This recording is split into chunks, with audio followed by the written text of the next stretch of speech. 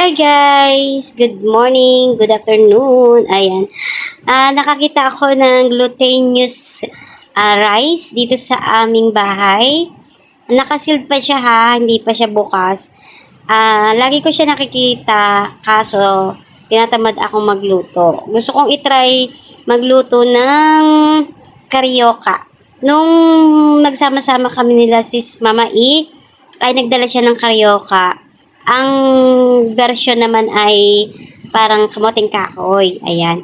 Ito yung gusto ko, yung malagkit. Kaya gagawa ako. Titry natin kung marunong akong gumawa kasi hindi naman ako ganun kagaling nga maggawa. Hindi kagaya nila Mama E, Sis Rolly, Sis Weng, at saka ni Ate Jo. Ayan. Kaya try natin gumawa kasi para lang daw siyang bilo-bilo sa ginatan. Nung maliit ako, yan ang gustong-gusto ko, makikipag-unahan ako ng pagbilo-bilo para masaya kasi iba yung nararamdaman ko pag nagbibilo-bilo, masaya. Ayan, wala akong takal-takal ng tubig. Walang sukat-sukat, tantsahan lang. Hanggang sa makita nyo lang na pwede na siyang bilo-biluhin. Ayun, sa kamay. At syempre, maghuhugas tayo ng kamay. Para lang, para wag masyadong malabnaw. Kailangan malapot siya. Ayan. Ito medyo malabnaw. Dadagdagan ko to ng konting harina. Ayan. At konti lang yung ating lulutuin kasi nga, try lang to. At syempre, para hindi masayang kung hindi masarap. Ayan. Para hindi masayang. At medyo malambot pa, kaya kukuha pa ulit tayo ng konti na lang para makuha na natin yung tamang texture ng ating gagawing karyoka. Kukuha pa tayo ng kaunting glutinous rice para maging maayos para pwede na natin siyang bilu-biluhin. Ayan. Kuha na tayo ng konti lang. Konti lang yan para lang hindi rin madikit sa ating kamay habang ating binibilog. Ayan.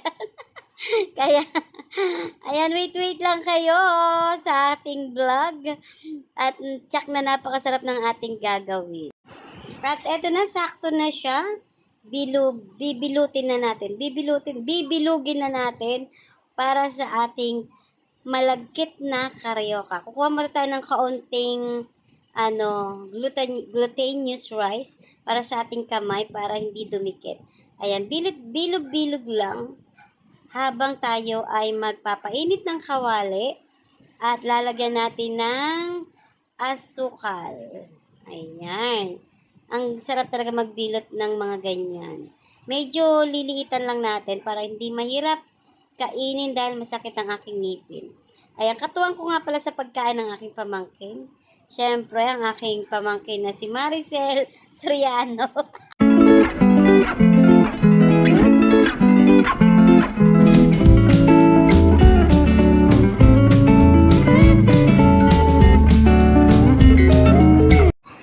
Nabilog na natin at ngayon ay magpapainit tayo ng ating kawali.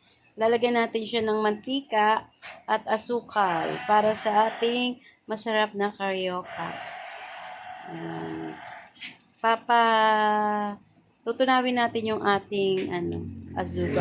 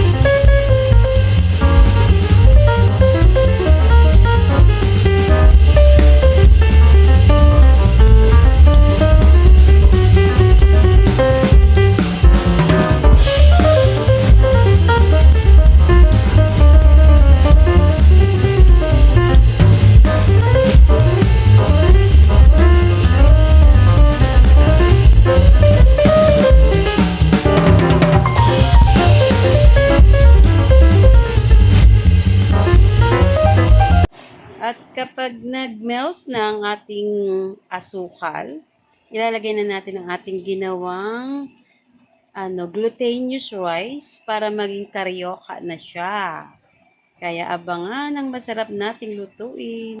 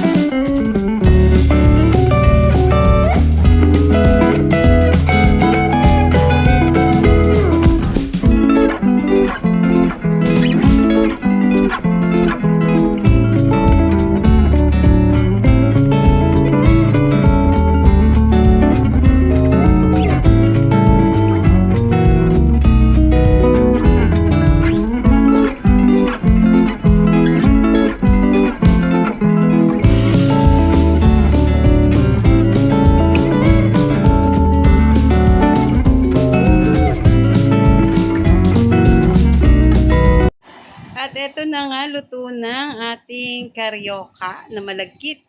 At titikman na natin siya. Ayan, ang sarap. Hindi pa natitikman, masarap. Mukhang masarap na. Ayan o, perfect. Mainit-init pa hipa natin. Isang subuan lang. Yummy. Ang sarap. Perfect na perfect.